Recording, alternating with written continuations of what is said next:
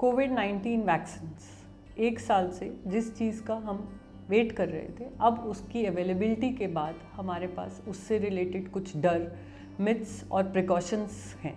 आज हम लोग वैक्सीन से related precautions and post vaccination instructions के बारे में कुछ डिस्कस करेंगे। इर्रिस्पेक्टिव ऑफ कि आपके पास कोविशील्ड, कोवैक्सिन, स्पुतनिक जो भी अवेलेबल है, आपको वैक्सीनेशन के लिए जाना ही चाहिए। वैक्सीन बेसिकली आपकी बॉडी को कोविड-19 इन्फेक्शन से लड़ने के लिए प्रिपेयर करती हैं। तो अगर आपको इन्फेक्शन हुआ है या नहीं हुआ है, आपके अंदर प्री एग्जिस्टिंग डिजीज़ेज़ हैं, एस्थमा है, डायबिटीज़ है, हाइपरटेंशन है, कुछ कैंसर रिलेटेड इश्यूज़ हैं, कुछ भी इशू है तो भी आपको वैक्सीनेशन के लिए जाना है। अगर आप वैक्सीनेशन के किसी प्रोडक्ट से एलर्जिक हैं या आपको कुछ जॉइंट रिलेटेड या मस्कुलर डिसऑर्डर्स हैं, तो आप अपने डॉक्टर से कांटेक्ट करने के बाद ही वैक्सीनेशन के लिए प्रोसीड करेंगे। वैक्सीनेशन कराने के बाद आपको कुछ चीज़ों का ध्यान रखना चाहिए। आज हम डिटेल में पोस्ट वैक्सीनेशन प्रिकॉशंस पे चर्चा करेंगे।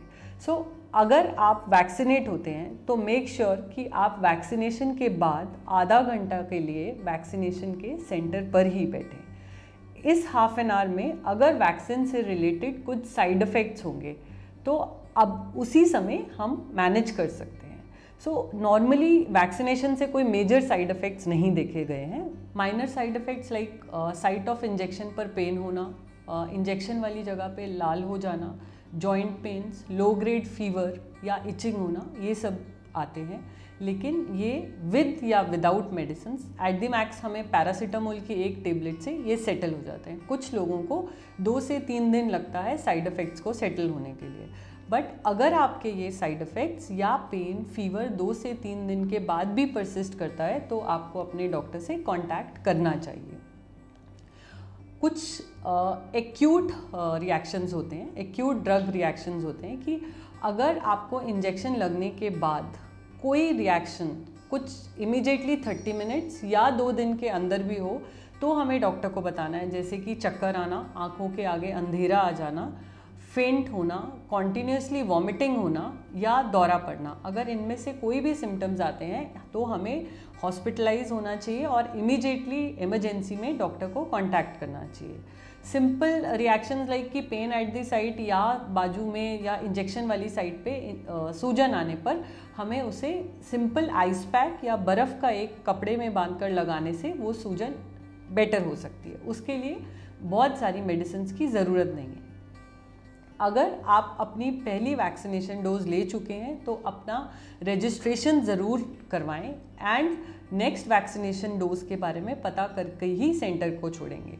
जैसे कि कोविशील्ड है जिसका ड्यूरेशन 12 to 16 वीक्स अपार्ट होता है सेकेंड डोज के लिए। कोवैक्सिन में ये नियरली 6 to 8 वीक्स का है और स्पुतनिक में 21 दिन। तो ध्यान रखिए कि आप वैक्सीनेशन सेंटर से निकलने से पहले अपनी नेक्स्ट डोज की डेट लेकर जाएंगे एंड आप चेक करेंगे कि आप साइट पर रजिस्टर हो चुके हैं। जैसे कि हमें पता है कि वैक्सीनेशन लगने के इमीडिएटली बाद हम में कोविड के अगेंस्ट इम्यूनिटी नहीं आती है।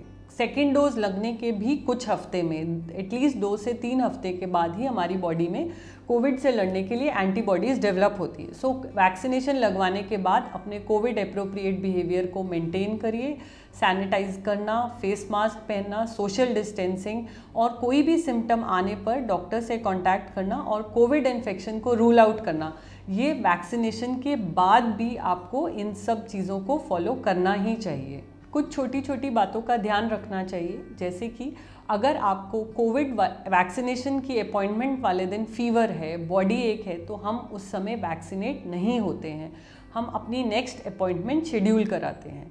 कोविड वैक्सीन के अलावा अगर हमारी कोई भी और वैक्सीनेशन, निमोनिया की, इन्फ्लुएंजा की, टेटनस की कोई भी और वैक्सीनेशन ड्यू है तो एटलीस्ट 14 डेज़ का गैप देने के बाद ही और किसी वैक्सीन के लिए प्रोसीड करना है। आई होप कि वैक्सीनेशन से रिलेटेड प्लस उसकी प्रिकॉशन से हम आपको एडुकेट इन्फॉर्मेशन प्रोवाइड कर पाएँ। For more such information stay connected.